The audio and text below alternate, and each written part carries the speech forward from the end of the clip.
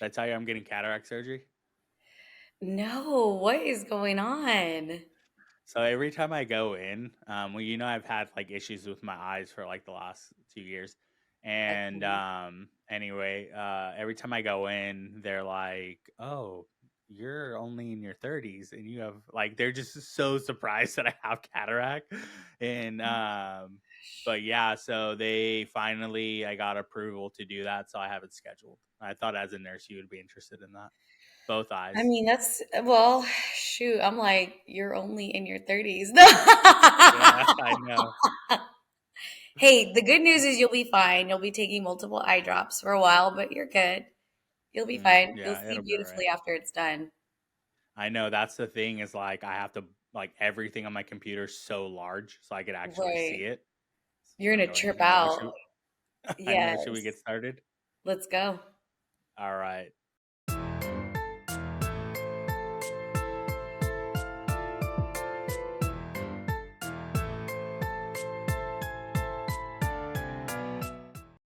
What's good, Sacramento? It is a beautiful Friday morning. Thank you guys for tuning in. Lisa, how you doing this morning? Good morning, everybody. I'm doing great. Hi, Sacramento. It's good to see you all again. So, hey, let's talk about what's hot and what's happening this winter season. So, just to kind of piggyback last week, I kind of pointed out some highlights of activities and things you can do right here in the greater Sacramento area. But I was thinking about, what else is about to come up? I mentioned the tree, right? The tree was delivered last week to the Capitol. But in Old Sacramento at Waterfront, they have the tree lighting ceremony. And I have personally never been there, but it's pretty huge, and people pay attention to this all over to go. And it becomes more of like, maybe a family tradition. Have you ever seen the tree lighting ceremony? Haven't seen the tree lighting in Sacramento. I have seen it in San Francisco. And I have been to the tree back when I used to live in Midtown. I've saw it a lot, but walked there specifically to see it. So I'm familiar with it. Nice, nice. So then there's another thing coming up. The Theater of Lights, 'twas the night before Christmas is like something that they're hosting over. It's a live performance that happens in Old Sacramento on the rooftops. And I thought, that is so cool. When I read up on that, I was like, I felt like it might look or feel something like when you're in Disneyland and you see Mhm. like live performers going around and you're just kind of like, taking it all in, or you see the outdoors. And I thought, that is really neat to go like as a couple or take your family and just kind of walk around, browse around, maybe get some hot cocoa and see the performance going on right above you. What do you think Mhm. about that? Uh, Plays are not super my thing, but yeah, I think I get into the spirit. I think like anybody else, and I actually watched a Christmas movie last night, Adam Sandler's Eight Crazy Nights. So I think it could be something.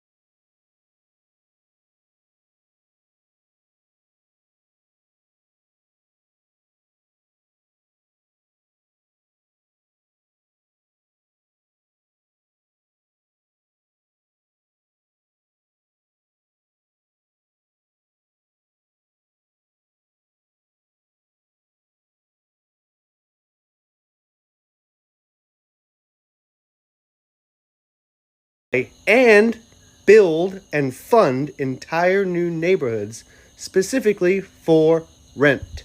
Now, we all know that big money, institutions, investors that are trying to profit off houses is a bad thing. But how bad is it? If shareholder value is the major factor driving the housing market, there is no prospect for affordable housing, period. So let's go back to the conclusion, shall we? Institutions to own 40% of single family rentals by 2030. Who do you think are buying all the houses right now? Who do you think can afford the payments that you can't afford? You know what that means? We're going to be this environment until 2030 where it's just slightly out of reach for you to afford a home. And you're going to complain, and I get it. You have every right to. But this is what they're doing. The writing's on the wall. And they are doing it through you. Just like that arrived homes Jeffrey Bezos has. Give me $100. I'm going to go out there. You can invest. You be the smart one and invest in my company. I'll make it easy for you. Why would they make it easy for you guys?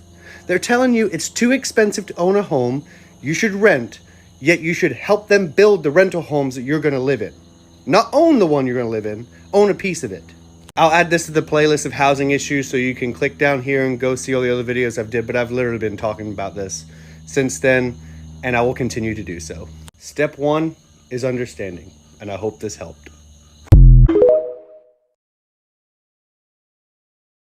MJW Homes again coming through, having some unique viewpoints. And we've talked about this, right? We And we have. have a couple articles we've been reading through that talk about these institutional, whether they're banks or in private investment equity firms, or Yeah. probably like Jeff Bezos. I mean, Elon Musk. I mean, you're seeing it everywhere, right?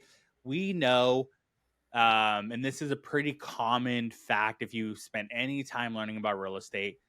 People who make their wealth make it off real estate. We need Hmm. three things in this world: we need food, we need water, we need security, and that comes in the form of a home typically. And that's what they're buying up, right? They're buying up. I mean, really, you could make arguments for water because at least in California, we're constantly in a drought, and water is a huge commodity here. Food, we produce 70% of like the nation's food, and then now we're dealing with, the homes. So it's an issue, and I know we've talked about it a little bit, but what's your sort of take on what he's saying? I mean, seriously, when you think about these big corporations buying all these homes, and then you think about, okay, I want to buy a piece of land, a property of my own, and I'm getting outbidded by these huge investors who are just coming in and just overtaking. And not only that, the what happens is it affects prices, right? The purchase price of a home. So now I'm slightly outbidded and I can't afford. So it forces me back into the rental market. And Mm-hmm. now with the rental market, it also is very expensive to rent. So I'm just stuck in this trap and I'm making the investors richer because I'm going to rent your house from you Mm-hmm. when maybe a few months prior I was in the market of buying. So it's like, it's crazy when you get educated on what's really going on behind the scenes and who are buying these properties in bulk. And then they're Yeah. building whole communities where the sole purpose is to rent back. It's not to sell it to you, it's to Mm-hmm. rent. So they're doing it and they're doing it right because literally they know what getting a huge piece of the pie means. It's their future investments in money and equity piggy bank. We talked about that Mm-hmm. last week, right? So it kind of lead to that article that I piggybacked with what he was saying. And I like the way he just kind of spills it all out, tells it like it is. There's no sugarcoating it, right? Mm-hmm. So that article that I mentioned here, Wall Street has purchased hundreds of thousands of single family homes since the Great Recession. And here's what it means for rental prices. So I thought that's that captures a great audience because if I'm currently a renter or I'm even thinking about getting in the market of buying, I was like, well, let's see what this is all about. And so one of the areas that I really appreciated just from the outside is like, how much does the housing market have as far as investors? Like what percentage do they have of the current market? And so he mentioned it too, but about 40%, they own about 40% of the rental market. You just ponder over that fact. Big players, big time players, and who's Well, behind single them? family homes, right? Yes, Certainly large scale investors own condos. I mean, they've already owned condos. Anything over 4 units is considered multifamily, right? right. So, when you're looking at 100-unit apartment complexes and those sort of things, they already own those because no, it's an investment property by the very nature of how much it has. And Hmm. so they already own a large portion of people, who are renting. Single family homes are supposed to be designed for the family to own and to live Right. in. And now, on top of, let's say, overall real estate, let's say they already owned 50%. Well, now they're buying up the rest of the 50%, right? And granted, those aren't direct numbers, but that's sort of the idea. Um, and it's sort of a problem with how like good we are at technology now, and I don't think anybody really talks about this much, but there's always going to be a migration because California is so, or sorry, the United States is so large, right? And so in the past, California becomes unaffordable, people are going to migrate, and then they're going to find something affordable. We're so quick now at finding where people are moving that then the investors pop in there and buy Yes. all of those properties up. And so it makes it that much more difficult. But what I do want to focus on is, how do people navigate this, right? Yes. How do they win? How do they beat this system that is clearly making it difficult for them, right? Because I don't have anything against investors. I think that if you are, you know, large scale investors, maybe it's a little bit different, but the individual, right? You want to own a couple homes, you want to set your family up for some success, whatever that may be. I think investing is important, right? It's how you build wealth, but how do we find a way to work around this? What are your thoughts on that? I really feel like it starts with education. And you and I preach this all day long because we back and support it because it works and it's worked for us.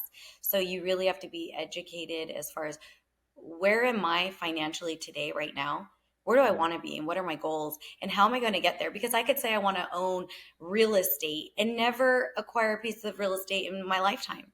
And unfortunately, many people go through that and they have nothing to pass down, right? So if I want to, you've got to start with educating yourself, understanding credit and how it works, understanding how, well, let's just talk about, we're in the holiday season, right? Christmas is right Mm-hmm. around the corner. Typically, people are willing to put themselves in debt over Christmas presents, right? But then if you're serious about, in the coming year or two, I want to buy a piece of land, maybe I need to cut back and really start budgeting now so that I Mm-hmm. stay within my means, so that I can get myself aligned, so that my debt to income ratios look good for next year when I'm aligning Right. myself to qualify for a home loan.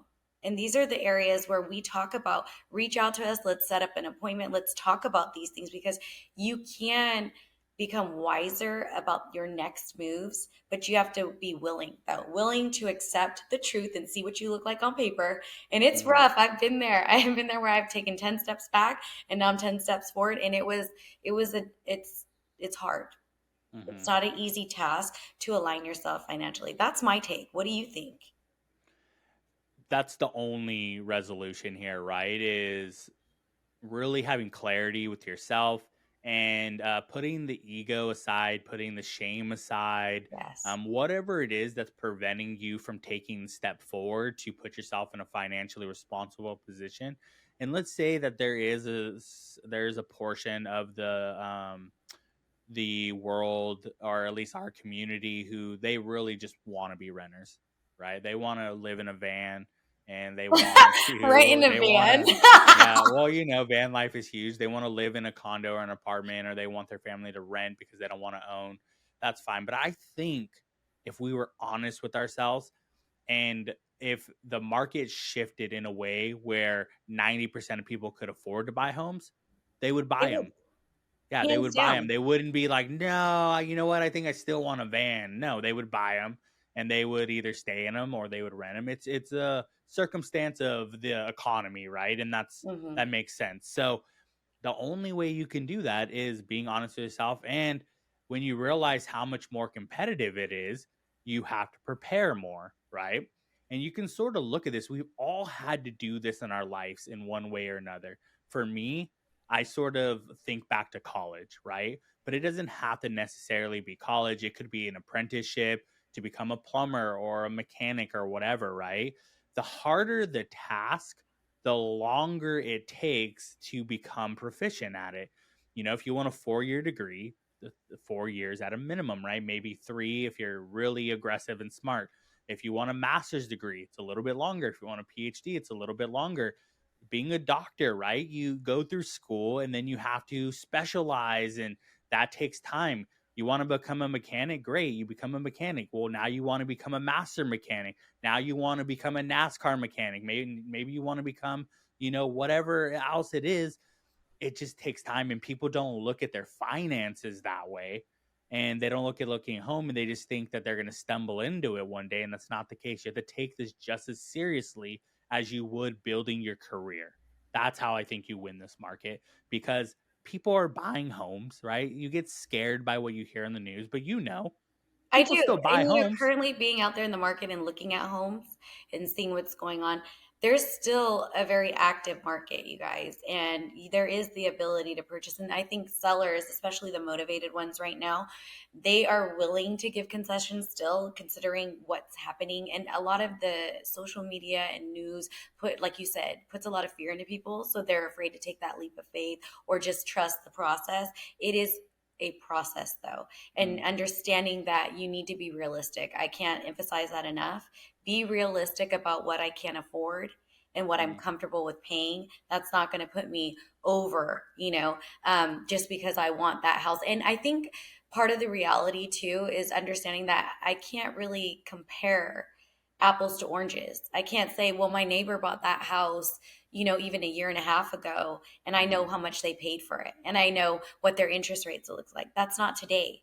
That's not me, and that's not going to be me anytime soon. So have that reality check and be okay with that before you make that decision, because I think sometimes that could be the hang up for people. They want to know, well, how much do they buy that for? Well, it's irrelevant at this point unless it's the particular property you're looking for mm. reinvestment and equity purposes, because what the market is standing at right now, we're steady and we're staying here. Right. So let's focus on that.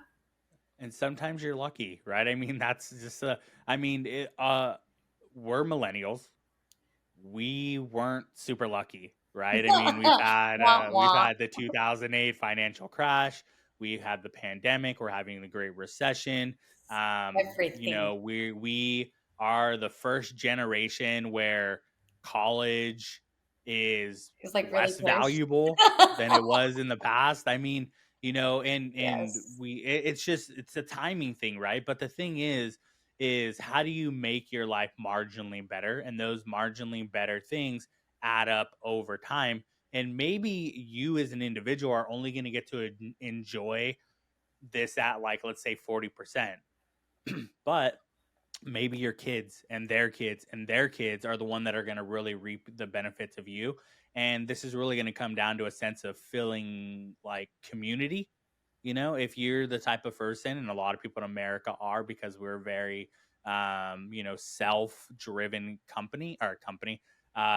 community and country, then yeah, maybe you're like, well, screw that, it's all about me. But if you are thinking about your family and things like that, and your financial well-being, for the most part, owning a home can can be that for you. So um great videos, great articles. Definitely read up on that. Definitely talk to us so we can actually help you prepare, because this could be a couple years in the making for you. But if you are on the other side and you are an investor, hit us up as well, because you're already doing the right thing, and we're here to help you on that front too, right? We work with all sorts of individuals that are getting into real estate or in real estate, and helping them find what they need to fit their lives. So why don't we move on? Why don't we talk about the community breakdown? We are talking about Carmichael, where my heart lies, because it's currently where I live. Lisa, tell us about Carmichael. You tell us. No, I'm just kidding. So, well, obviously, if you guys want details about this particular community, I'll say up front, you can reach out to myself, listings by Lisa on IG or email me, send me a DM. I would love to just kind of navigate you through the area, give you a feel for what's currently on the market. But as a whole, this little tiny niche of a community is so cute. Population a little over 77,000. Borders Rancho Cordova, Fair Oaks, Arden Arcade. It's just this little niche. And what I really like about it is a lot of the homes there are like original owners, and they've been Mm. passed down. A large portion of the community is homeowners versus renters. And so 53% of home ownership, and then only 47 rental. So that's according to niche. I've sold a few homes over in that area, and I'll tell you, they were great buys, like at the time. And the way the houses are set up, they have bigger lots. I mean, that's something you just can't really find in other parts of Sacramento. But if we're Hmm. talking about it as a community, ranked 195 out of 528 for the most diverse suburbs in California. So there you go. Not bad, not bad. A couple fun things to do. We've got Jensen's Botanical Gardens. I've never heard of that. Have you? Maybe I think I You may know have what? drove by it, but yeah. It's so crazy. Okay, I went on a walk once. And when I was looking this up, I was like, I feel like I've been there, but I'm not 100% sure because the neighborhood, I remember like you drive and you just park on the neighborhood. All of a sudden you go on these trails and it just opens up to a beautiful like garden like. And then somewhere along the way, there's water, but I don't even know if that's the same park. But Mm. honestly, I was like, huh, interesting. But it looks like it's pretty popular, very appealing.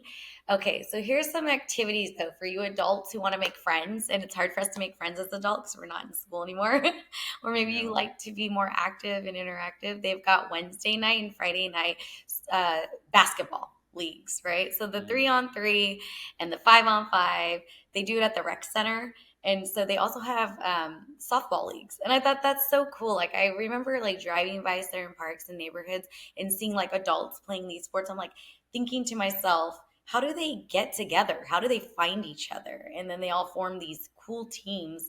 And even with Hmm. Nevi playing soccer right now, it's like I see like adult leagues, kid leagues. So I thought, you know what, if you're like looking for an area that's more like family oriented community, and or even if you're just a couple, I mean, you could speak to this. You live there, you tell us.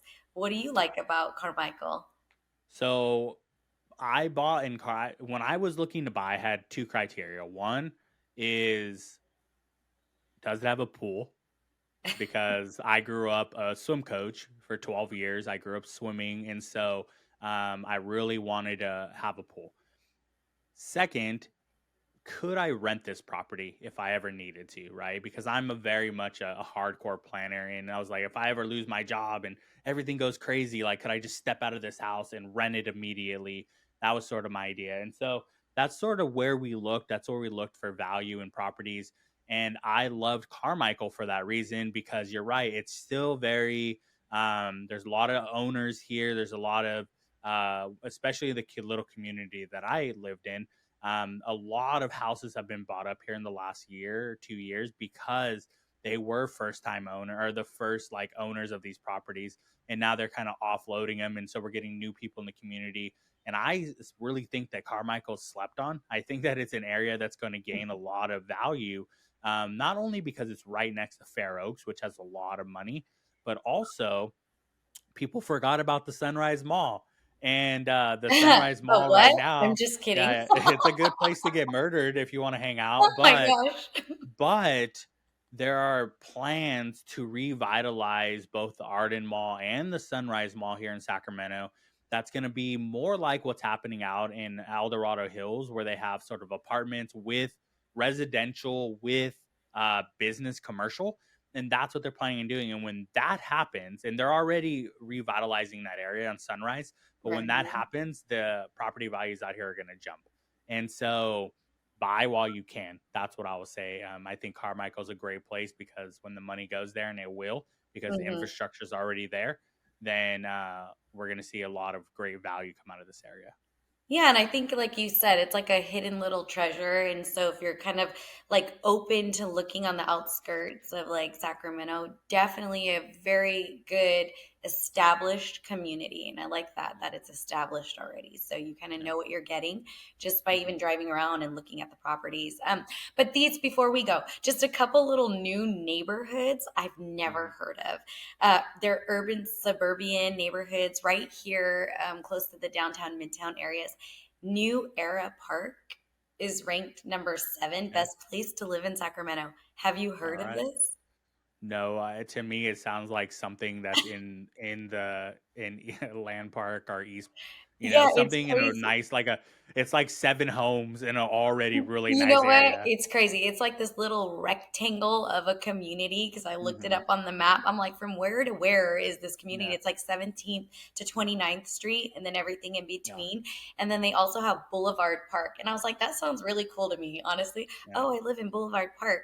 So I Yeah. just really like the way Sacramento is becoming so much more diverse and Hmm. they're creating these little like niches of like Yeah. neighborhoods so that it's It sort of reminds me of, have you been into the Fab 40s where they do the Christmas tree absolutely. lane? I used to live on Okay, our so there's like street. three main roads that do that, right? I'm not sure, but I think it's I know exactly what you're like talking about. 43, 44, and 45 or something, right? Yeah, Um, to me, that's what it feels like. It feels like those three blocks have said, that's "Hey, it. we're our own. We're like, we're the super 40s. We're not the Fab 40. We're the super 40s, and we're a Yes. new community." That's what that feels like They to even have me. hot cocoa Um, outside and everything. You're yeah, just like, it's a whole exactly. vibe. Yeah. So Yeah. these are like newer communities, but I think the focus here is for like that urban suburban feel or vibe. So Mm, if you like more of like that retro, like I'm young, I like the convenience of restaurants, bars, coffee shops, mm, that I'm more of like city like, then these mhm, are communities for you. So if you want to mhm. know more about it, reach out to me. Yeah, think the reason they're doing that, it's almost sort of like New York, like boroughs, right? Yes. That's what it's starting to. There's a lot more like corner stores starting to pop up and little Yeah. coffee shops and restaurants You're right right. around a specific little community. And I think that's why they're sort of able to do that, which I think is pretty cool. It sort of reminded me to mention this about Carmichael. Carmichael's not really like that.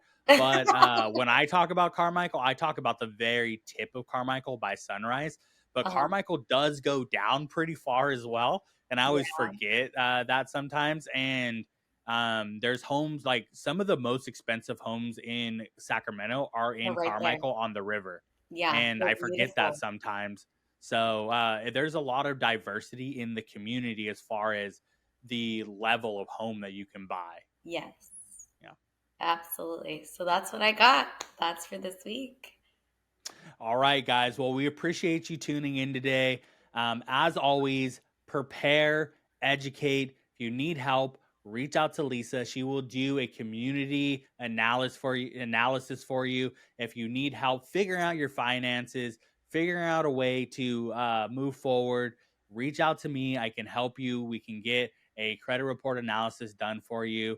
And if you're an investor out there and you're looking to expand your portfolio, reach out to both of us. We'll figure out a way to make that happen for you. Thank you guys for tuning in today, and we will see you next week. Bye, y'all.